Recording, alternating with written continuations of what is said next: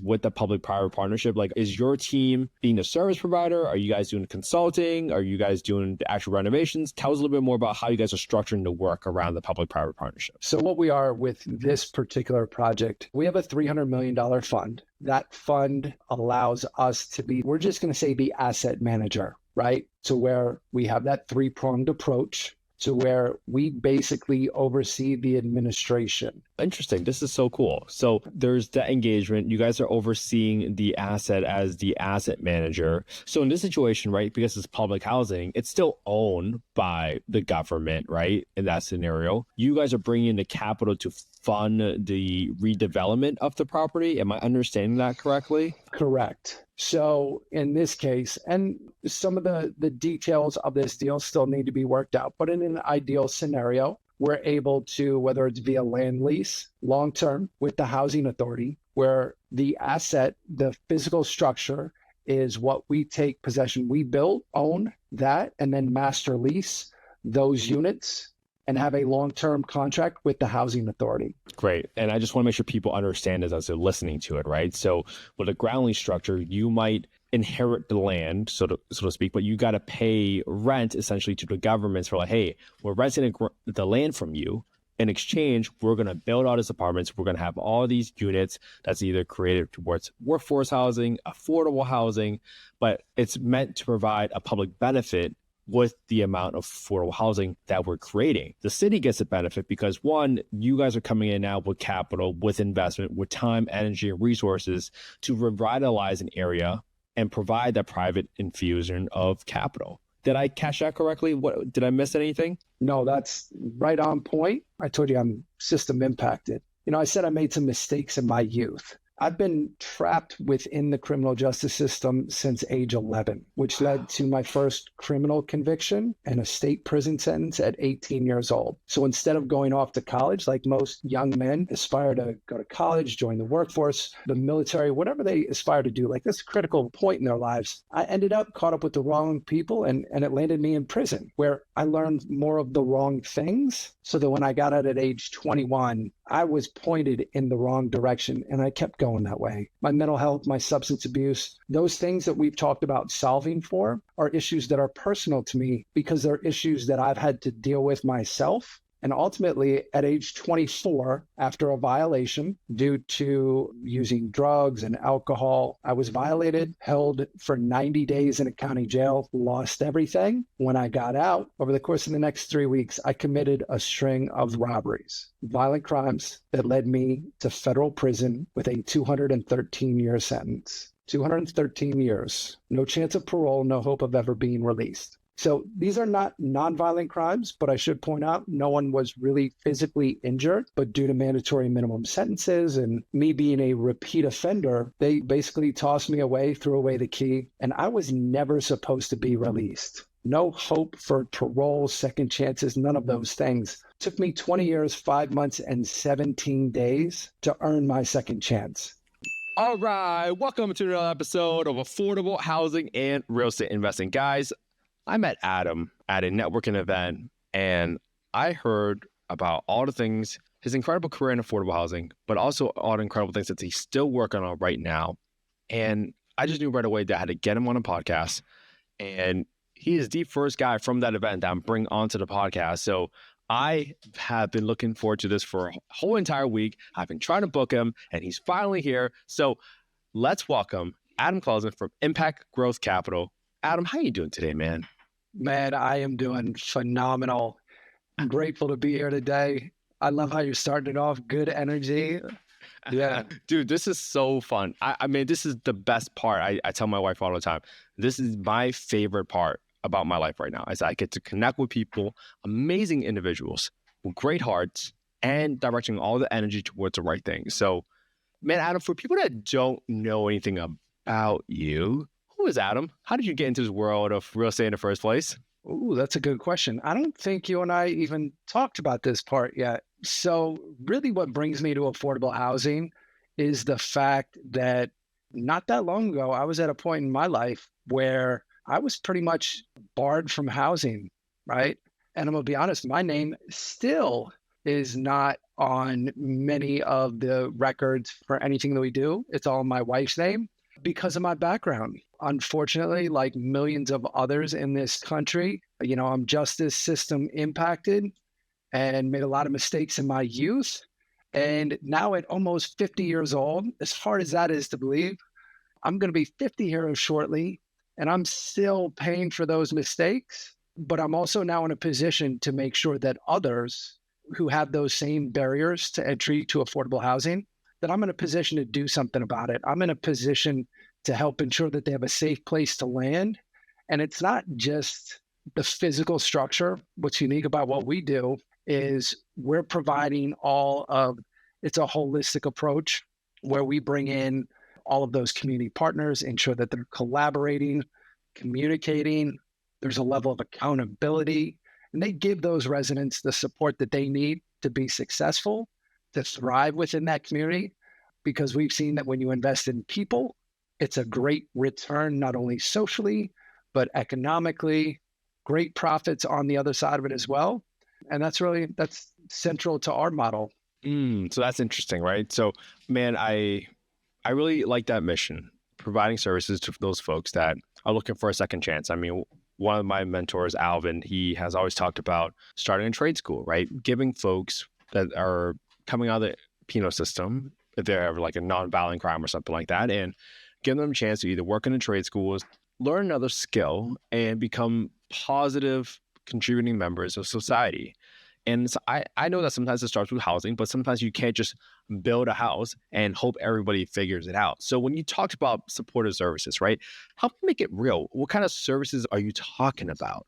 How does that help folks specifically? Sure. It's going to be a number of things. I would say first and foremost, a lot of people in underserved communities, but especially those coming out of the system, there's a history of substance misuse.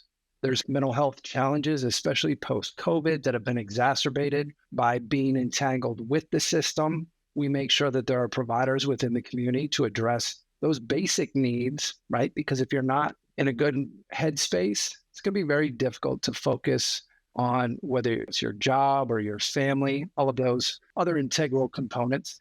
We have a workforce development component to this as well. And whether it's a trade or whether it's getting back into school, we want to put people on a pathway towards economic upward mobility. That's the goal.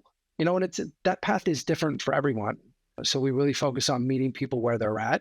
We tap into those resources that already exist in the community.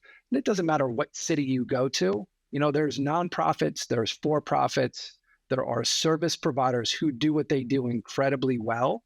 We're not seeking to replicate that. We're seeking to be the umbrella that marshals all of those resources. And one, helps our residents figure out how to connect, because that's often the challenge, is the disconnect. People don't know how to find the services. They find themselves in a tough situation, don't know who to turn to, how to connect. We help to make that connection. So we're the bridge within that system. So someone will come to you with a problem, and it might be X and X and X, or maybe I need skills training, maybe I need some mental health services, or I need some caseworkers, and you're connecting them with either the right job training resources, with the right case manager. What am I missing? Did I capture that pretty well? That's it. But I think this is probably a good place where I give you the third portion of our model, because it's a three-part model, right? First is the physical structure, the asset. Second part is the umbrella to bring in those resources, services. And the third part is our matrix system. So you've met my partner, Sam. I believe Sam's been on the podcast here before, Sam Sells. Sam's got an amazing background with the U.S. military, where he helped to establish a system that the military has now used for many years, a scorecard, right? To judge, to create a base level assessment of where a person is, where a community is. And the interesting part that we have recently, the last piece we put together, is we're in the AI era. We have brought in some incredible technology that we are able to leverage within our matrix system that is going to put each individual, each resident on that personal pathway to wellness, to empowerment, to upward economic mobility. It's proprietary software that is out of this world. And that's the key differentiator. Well, I would say the whole model is the differentiator, right? Because most people in affordable housing, when you talk about impact, we're talking about putting solar panels on the roof, right? So that's impact. We believe that it's about the people, right? When you put solar panels on the roof, the people in those residents might see a slight benefit, a net effect, but we're really focused on the individuals, the families. We want to help them thrive, right? Because we know that when they do well, we're going to do well financially as well. And our investors are going to benefit from that. It just makes good economic and social sense to do it. I don't know why more people don't. So we're very happy to be in this space. Man, so this is so interesting. And I love this three-pronged approach. And if I were to bring it up a level first, right? Because one of the goals of this podcast, Adam, is to help people understand, right? A lot of people listen to this podcast and they have an intention, and that's to direct their energy, their resources, their own time even towards helping others.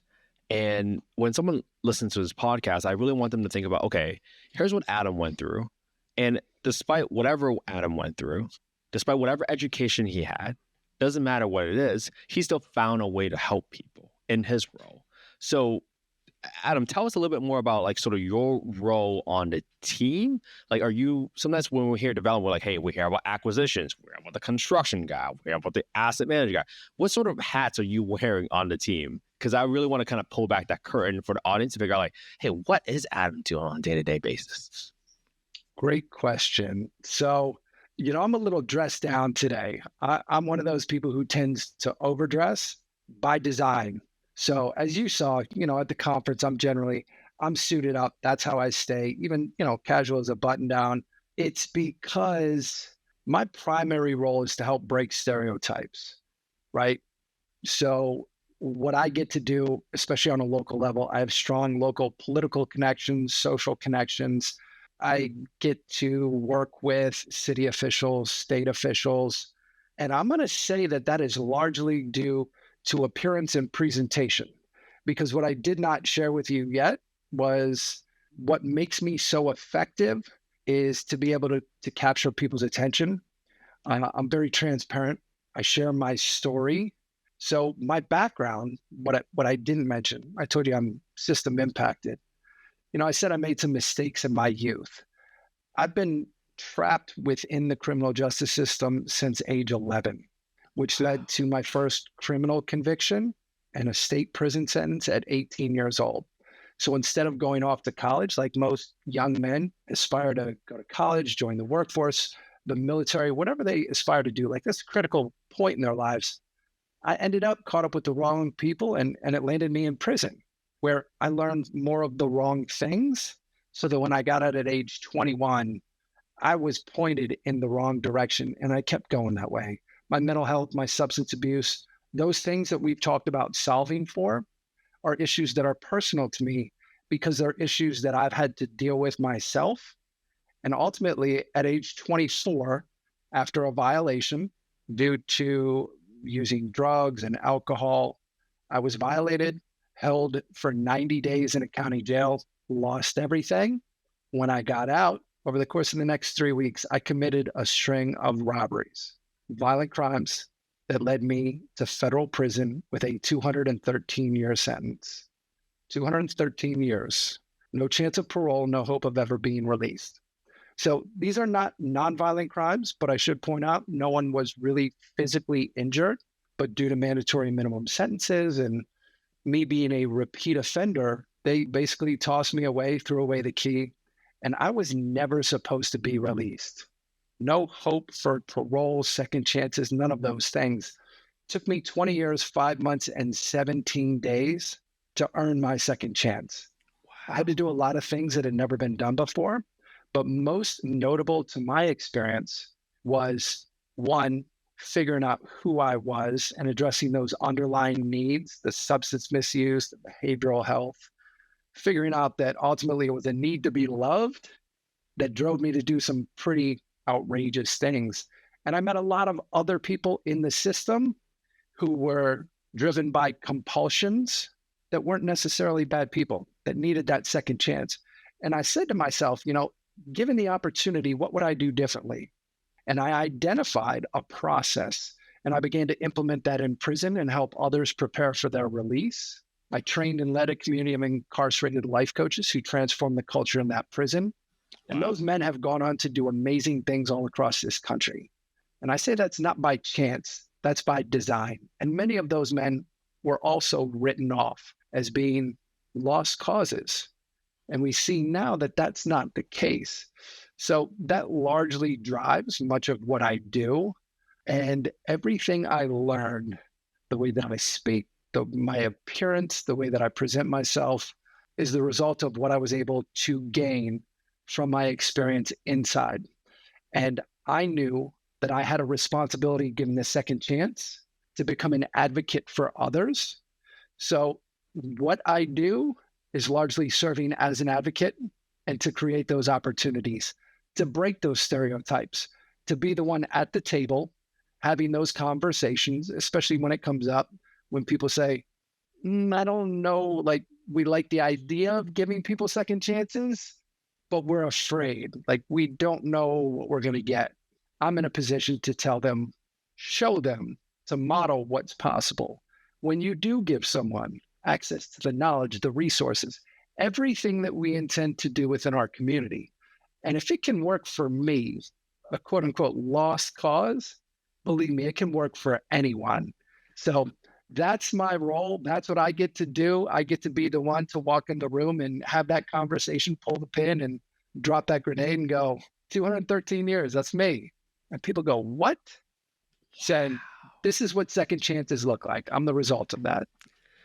Man, what a freaking story, man. And I give you so much props for facing a 213-year sentence and still figuring out, hey, how do I become a better version of myself, help others? And more importantly, that's why I really want to bring you on, because you're helping me debunk the myths of those people in affordable housing. Because you're right. A lot of people, when they think about affordable housing, they think about guns, drugs, trauma, and whatever preconception that they had about affordable housing, they automatically dismiss it. They don't want to touch it. Or sometimes people say, oh, affordable housing, so that means they're going to wreck the place more, right? That's just literally what one person said to me right away when I mentioned the word affordable housing, because they never met anybody like yourself, Adnan.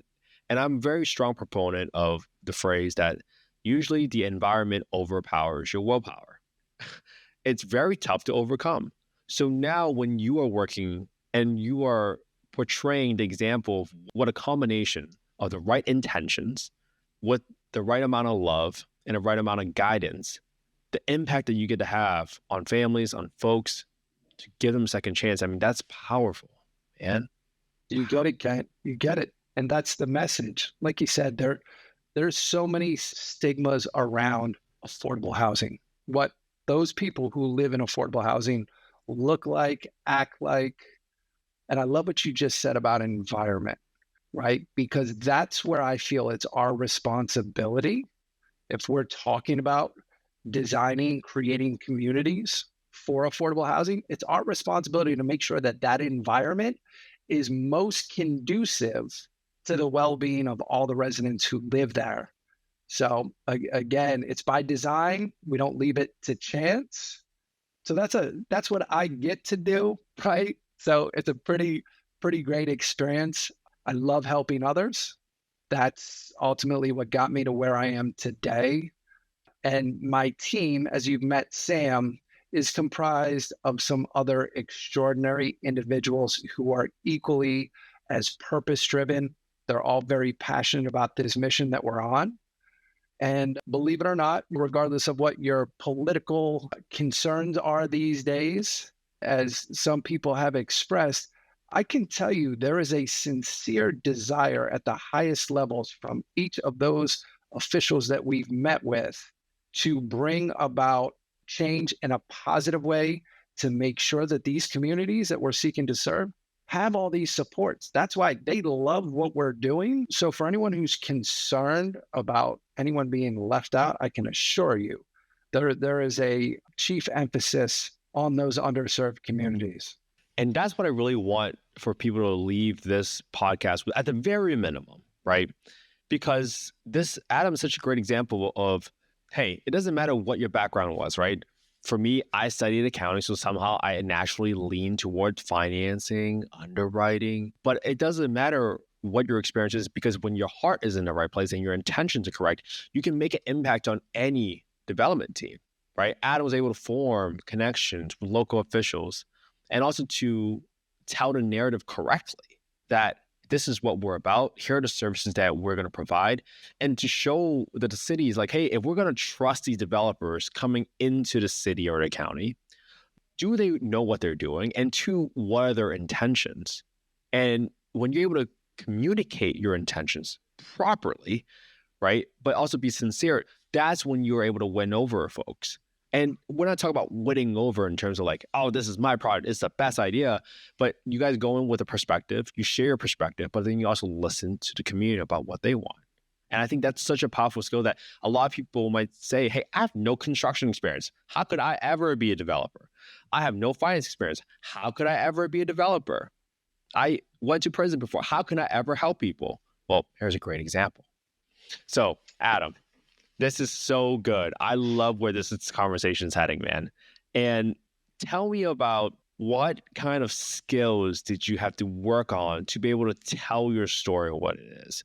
Because in my very limited time talking to you, I can tell that you have worked in communication, because you don't start saying, like basically, you're very clear with your message. And that takes a lot of work, especially in today's world where everybody talks a certain way and their message gets diluted. So what kind of skills, right? If someone was to say, hey, I just got out of the penal system, I want to make an impact. Look at this guy, look what he's doing. How did he develop the skill to be in a position to help others? What did you work on? So I was very fortunate that during my time inside, I was able to develop the skill of public speaking. I was given a forum to do that, where every 2 weeks I got to address a crowd that was coming into the facility and share with them all of the great stuff that was happening there. But I got to tell you, this was not the most welcoming crowd. Many of those people did not want to be in the room. They certainly didn't want to hear from someone else who was incarcerated. So I got used to dealing with openly hostile crowds. Wow.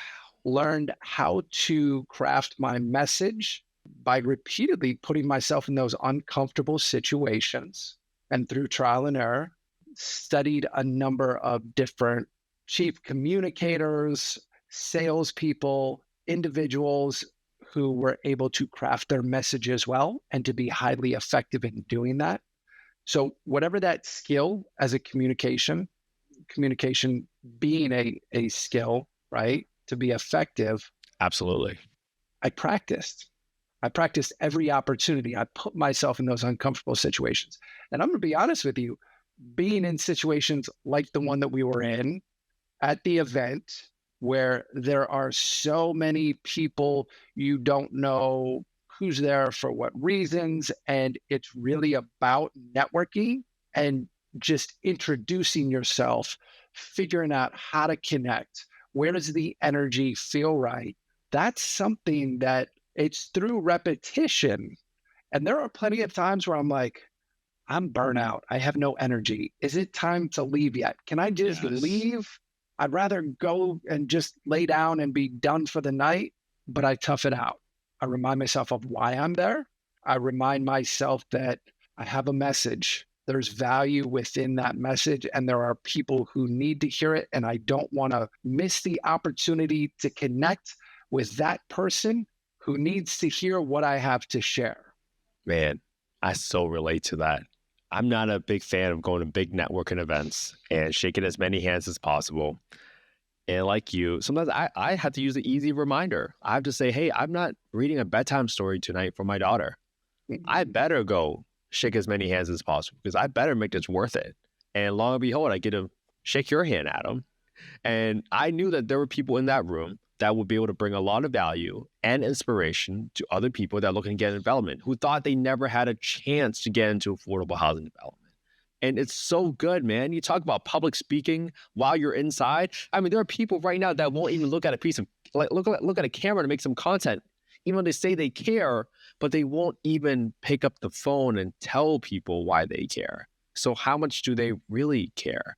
And that's the toughest part that we all, those are the demons that we all face. It's that uncomfortable. It's like, ooh, what are these people going to think of me?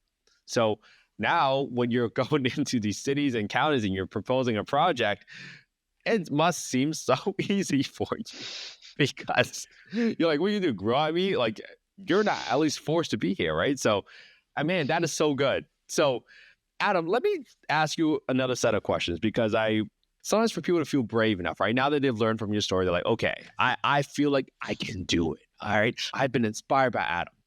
But once they step into it, they're going to face problems inevitably, right? I've never heard a development project going super smooth, no opposition, no other opinions.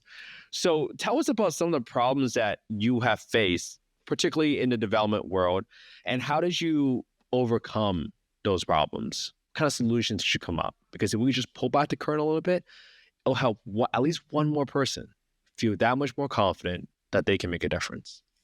The number one message is don't be afraid to fail, right? There's going to be failures and there's going to be lots of challenges. Sometimes you get past them, sometimes you don't. So while I was in prison, 2017, there was the tax reform bill that was passed and it created opportunity zones.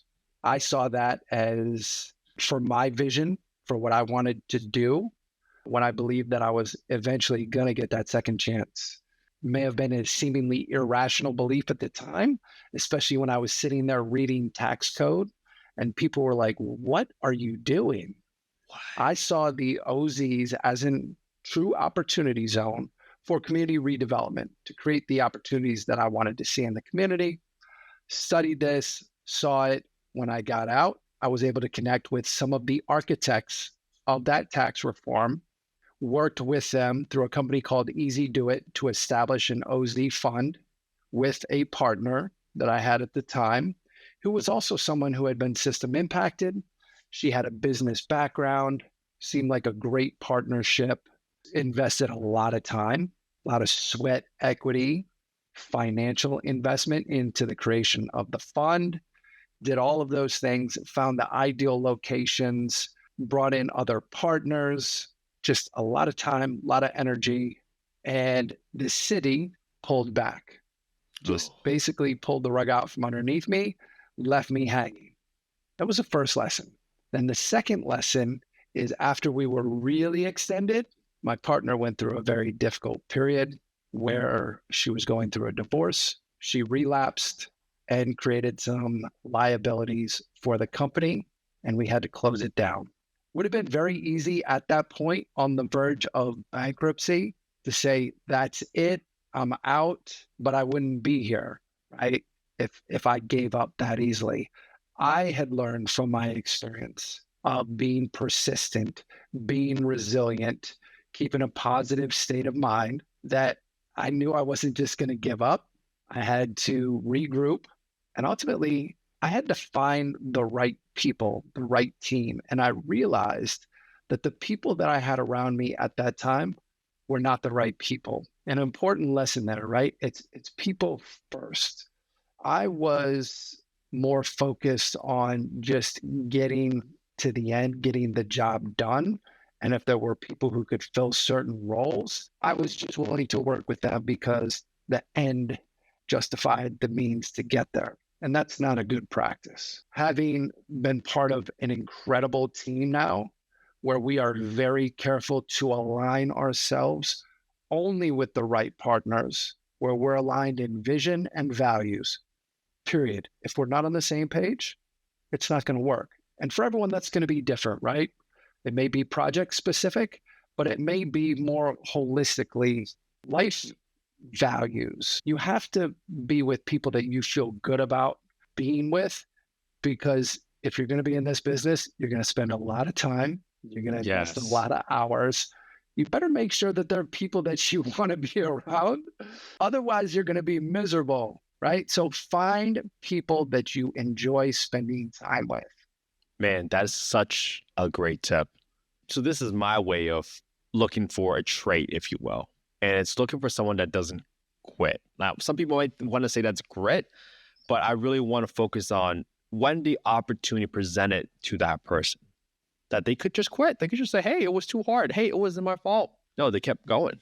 And I have very few people in my life that are like that. And that's why I stick with them through my entire life, because I know how rare of a quality that is. And I share that because I really want my daughter to listen to this one day, Adam, and really understand, like, hey, when you're in high school, when you're in middle school, and you think all these things are end of the world problems, who do you want around you? Who are you going to work through all these challenges and issues in life with? And so this is such a great lesson in itself when someone wants to join a development team, right? Pick and choose the people that aren't going to quit. And obviously lean on Adam to say, hey, what were some of the problems that he faced? And why weren't those people the right people? And he had to learn it the hard way. So you could be saving yourself years of sweat and tears right now by listening to what Adam has to say, and take that to heart. Because I tell people all the time, I'm on a journey to essentially just find the friends that I want to hang out with for the rest of my life. Because I think that's what life is all about. And when I take that approach instead of thinking, how do I make so much money on the next deal? How do I use that person? Or who does that person know? No. When you go into a room like Adam did with an intent to connect, with the intent to serve first, somehow the world comes back to you with some pretty freaking amazing people.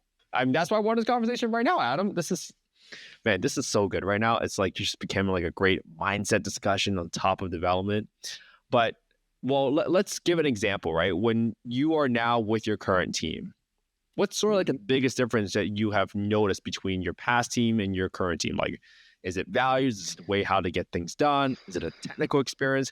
What's really jumped out to you? Well, I love what you said about grit, because I'm a big Angela Duckworth fan. Indomitable spirit, indefatigable drive.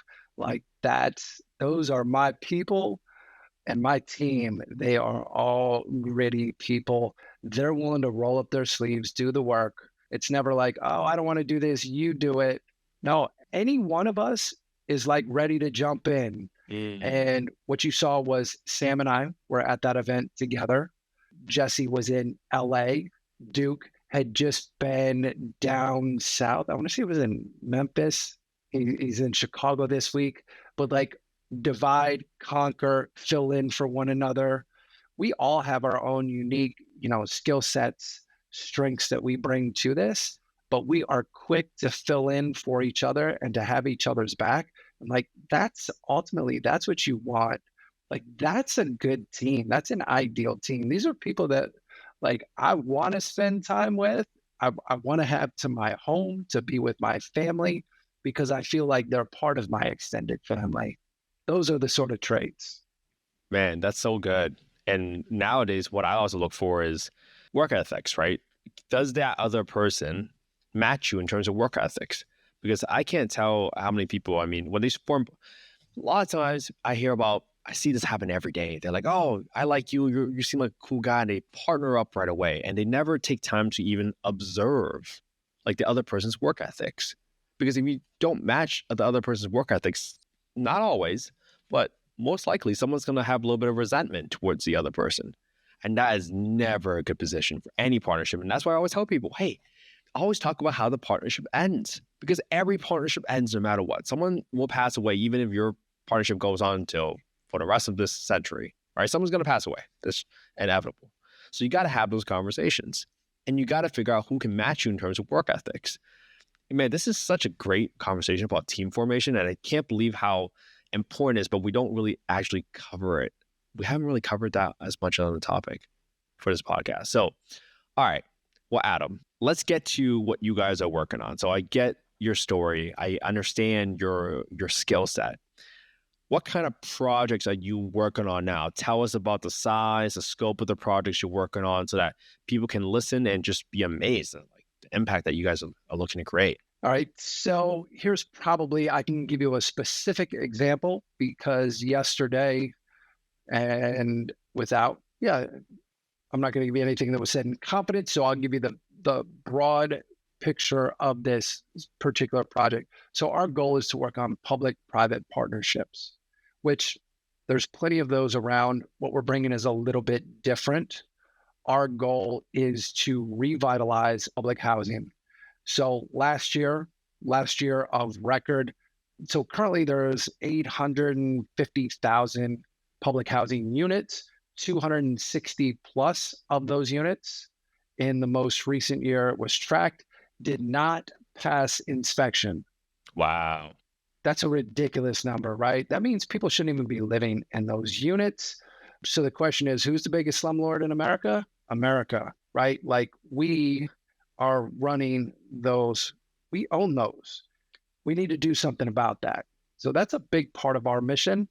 These are units that need to be revitalized. We know that we have an extreme shortage of affordable housing. Public housing falls at the bottom of that spectrum, often the most directly impacted by that. So we want to come in, there's a lot of 50s and 60s builds, right, that just need to be torn down, demolished, rebuilt in places like here in Las Vegas. This particular area that we're working on is a group of 3 separate but all contiguous parcels that are part of a housing project that were either 1-story or 2-story, spread out. There's a lot of space in between, greatly underutilized space. They were built at a time when they could do that in the 50s, right? So they need to be demolished. Those people deserve a better place to live. What we want to do is demolish this in a phased approach, go vertical to be able to increase density, mixed use, mixed income, right? So with the increased density, we can still house all of those who are on public housing within that development. So we can move them back in, but these are going to be new units with updated materials, the quality of materials nowadays. You can do like beautiful, affordable housing, right? It's not cut rate. These aren't old school, cutting corners. You can do beautiful homes. So we want to create the right units that are conducive to not just public housing, but let's say affordable workforce housing being the next step up where they need a voucher and additional subsidy. But then you also have market rate, right? Where we have mixed income. Now this becomes a community that is aspirational, where we have individuals of different income levels living in an environment, again, where there's resources, there's community space that fosters good communication, connections with others, where you're in an environment where you get to see people who are maybe just a little bit ahead of you and they're doing a little bit better, and you see how they're living. Yes. And you say, that's what I want. That's what's attainable for myself, for my family. And we're going to create the conditions that allow that to happen, that put people on that pathway. Because to your point, the environment does dictate that, right? So, and we're at a stage now with building, with materials, where you can do beautiful homes. It doesn't have to be ultra high end, but you can make a place look really nice where people are willing to pay market. And for those who are coming in at workforce and public housing, where they're like, wow, this place is beautiful. They want to become stakeholders in that community now. So that's our goal, to create that thriving community, to have it be a model. So where we're doing that on the historic west side of Las Vegas.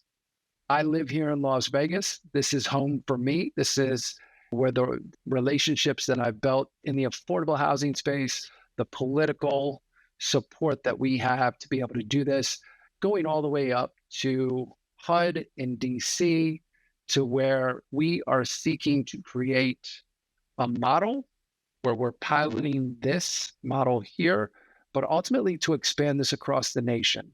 So what's unique about our particular pilot program here is we're in a chief redevelopment zone, economic redevelopment zone, where there's already considerable private public investment flowing into the community, the historic west side. They're bringing sports and entertainment, and there's athletes and all these people who want to be a part of it. nobody wanted to touch the public housing, right? They're like, oh, that thing over there, like somebody else will deal with it. The government doesn't want to improve it. Nobody wants to touch it. We do. We see the value and we get to ride that economic wave of investment where everybody gets to rise together. We get to benefit from that. That's one of the reasons why we're so excited about it. Oh, this is so exciting. All right. I love this approach. I love what you guys are doing. And it's so cool to see that you guys are taking on a project that a lot of other people will look at it and say, oh no, that's too hard. That's no. That sounds great and all, but let someone else take care of it. And you guys are the ones stepping into it. And with public-private partnerships, right? Sometimes people always have this question, well, how do you structure it, right? That's like the number one question that everybody has. Like, how do you structure it? Because sometimes they don't even have a line of sight into what options are even possible. And with large deals like this, I keep telling people, hey, it's really flexible. You kind of have a lot of flexibility depending on what everybody else wants, right? And what they want to see. So, Adam, are you able to shed some light on like just sort of what your role is with the public-private partnership? Like, is your team being a service provider? Are you guys doing consulting? Are you guys doing the actual renovations? Tell us a little bit more about how you guys are structuring the work around the public-private partnership. So what we are with this particular project, so we have a $300 million fund. That fund allows us to be the asset. We're just going to say the asset manager, right? To where we have that three-pronged approach to where we basically oversee the administration. So we're working with local GCs to come in to oversee the actual development, the demolition, the construction, all of that. But then there's also the foundation, which is going to oversee all of those partners in the community. So here's the thing, public housing already has, in some instances, a decent structure in place for case management. We're piggybacking off of that. We're leveraging the resources that already exist within the community. And we have key partners who are helping to facilitate that, to be that bridge. So again, we are not directly involved except where as needed. This is one project where I'm going to be a little bit more personally involved because I live here. I know all of the key players. And when we go into other communities to replicate this model, we're going to tap into those key stakeholders and influencers on a local level that can help ensure that we're working with the right GCs, that we're working with the right community service providers. And then ultimately, you have to get the residents. I had an interesting conversation earlier today about the residents being, because we're bringing technology into an underserved community, right? And they may be a little skeptical of a new system that we're asking them to buy into. So we need to ensure that they feel good about adopting what we are bringing in, that they feel good about this vision for the community, because if they're not bought in, right, like that kind of defeats our purpose because it's about the residents. So we have a person, our point person, who serves as a liaison, who is already working on the ground with those key persons resident in the community to make sure that they're bought in. Interesting. This is so cool. So there's that engagement. You guys are overseeing the asset as the asset manager. So in this situation, right, because it's public housing, it's still owned by the government, right? In that scenario, you guys are bringing in the capital to fund the redevelopment of the property. Am I understanding that correctly? Correct. So in this case, and some of the details of this deal still need to be worked out, but in an ideal scenario, we're able to, whether it's via land lease, long-term with the housing authority, where the asset, the physical structure is what we take possession. We build, own that, and then master lease those units and have a long-term contract with the housing authority. Great. And I just want to make sure people understand as they're listening to it, right? So with a ground lease structure, you might inherit the land, so to speak, but you got to pay rent essentially to the governments for like, hey, we're renting the land from you. In exchange, we're going to build all these apartments. We're going to have all these units that's either created towards workforce housing, affordable housing, but it's meant to provide a public benefit with the amount of affordable housing that we're creating. The city gets a benefit because, one, you guys are coming in now with capital, with investment, with time, energy, and resources to revitalize an area and provide that private infusion of capital. Did I catch that correctly? Did I miss anything? No, that's right on point. Excellent. Yes. I just want to make sure people knew that was even possible, because sometimes people never even understood what a ground lease was and how do you partner with a city. Because sometimes they're like, oh, do they just give away the land? No, not necessarily. It just depends on the structure. But they can. So here's the thing. It's like anything else, building relationships, right? There are plenty of deals where you can work with housing authorities to acquire land, purchase land from them at, say, $100 an acre.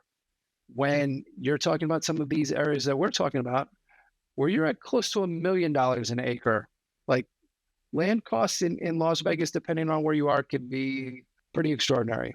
So there is that option, but this is about the relationship, right?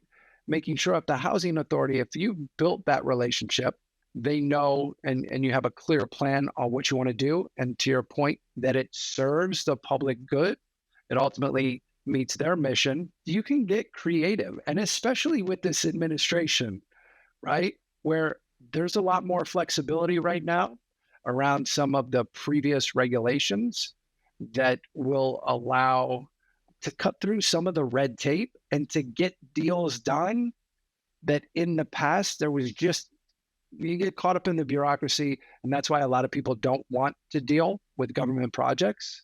But there can be incredible upside if you're persistent and you're willing to invest the time to build the relationships and to ultimately get these kinds of deals done. Right. And it kind of comes back down to all those intangibles that we talked about earlier, Adam. It's like being persistent, but not really being persistent because you're nagging people. It's because you actually care. You want to help. And you demonstrate that through time instead of just getting the first no and just stopping, right? So many people get the first no and they stop. And that's certainly not the case with you and your team, or what you guys are working on, and impact you're going to create. And Adam, this is like leads me to the perfect next question. And this is genesis behind this question, Adam, is when I started this podcast 3 years ago, people have told me that you can't solve for affordable housing. And I always disagreed with them. And I always thought, hey, it's only a matter of time before we get all the pieces to the puzzle. And I viewed you as a very key piece of the puzzle today, from inspiring others to follow your footsteps, changing their lives, turning it around, and applying it towards good, and also showing them a path on how to get into affordable housing. That is so freaking cool. Are you kidding me?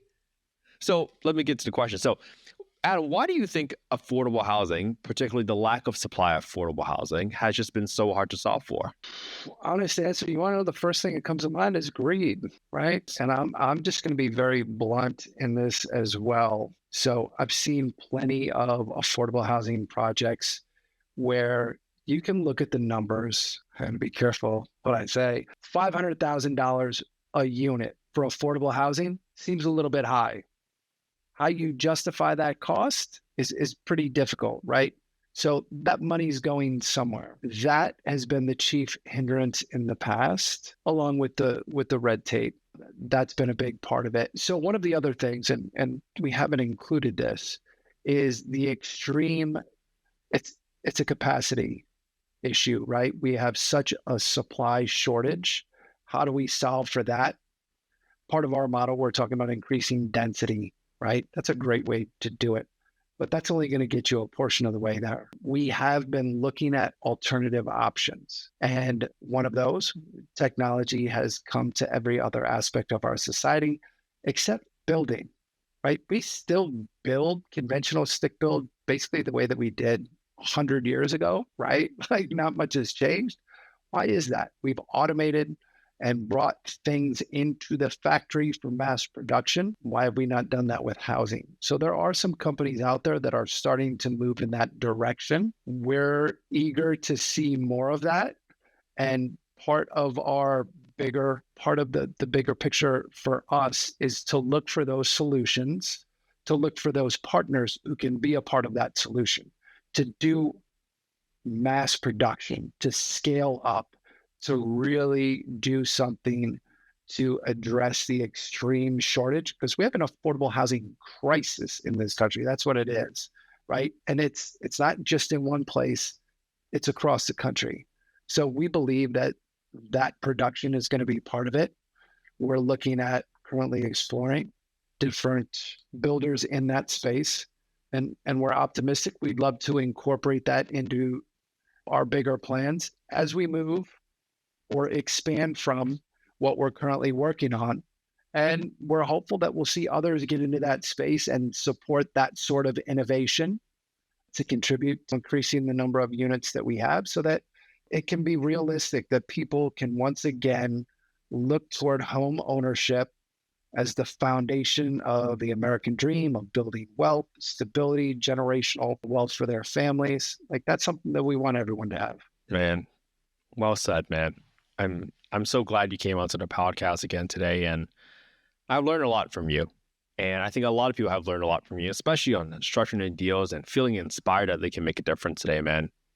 So Adam, for people that want to work with you and your team, what kind of opportunities are you guys looking for nowadays? Currently, we're looking for, obviously, we're open for investment in that fund still. It's a $300 million fund. We're looking to fill that. We also, I believe we still have a limited space left in our co-GP, which can invest alongside. It's as an LP, but with the GP benefits. So there's increased returns with that. That's a great opportunity. I'm not sure how much we have left in there, but ultimately this is just the first fund within this model. There's going to be plenty more as we move from city to city. There's going to be multiple funds. So we're looking for individuals and institutional partners who are interested in really they're aligned in vision and values. They want to do well by doing good, right? That's our chief goal here. We believe that those two things can come together. We believe in strong returns to our investors, but also having a positive impact on our community. And the more that we do that, the more that we replicate that, the more that people are going to want to be involved. So yeah, we're open to all those investors who want to be a part of that. Man, this is so good. So, all right, guys, make sure, Adam, where should people follow you? Should they follow you on LinkedIn, Instagram? Where are you guys located? Where can people find out more information about you guys? You can find Impact Growth Capital on, obviously, LinkedIn's a great spot to connect with all of us, all of our team. You can go to the website. The offerings will be on the website, give you more specifics on the deal. And anybody who wants more specifics on aspects of the deal, you can also share my email, adam@impactgrowthcap.com. Happy to put that info out, to hop on a call, have a more detailed conversation on what those numbers look like. Man, all right. This has been so good, man. Adam, I had so much fun on this podcast with you today. I'm going to make sure I link down to your website, to your LinkedIn in the show notes down below. And guys, go easy on his email. But if you got opportunities, blow them up. All right. This is going to be fun. Adam, this has been so fun, man. And again, thank you for what you do. Without people like you, I would never have the home I grew up in, man. So I appreciate everything you and your team are doing every single day. We need more people like you out there fighting for affordable housing. Likewise, Kent, I appreciate you giving a voice, not only to myself, but to bringing greater attention to this. Man, I appreciate it, man. I can't wait to have you guys back on the podcast and talk about what's happening with your deal next time. All right. I can't wait. All right. And we are out.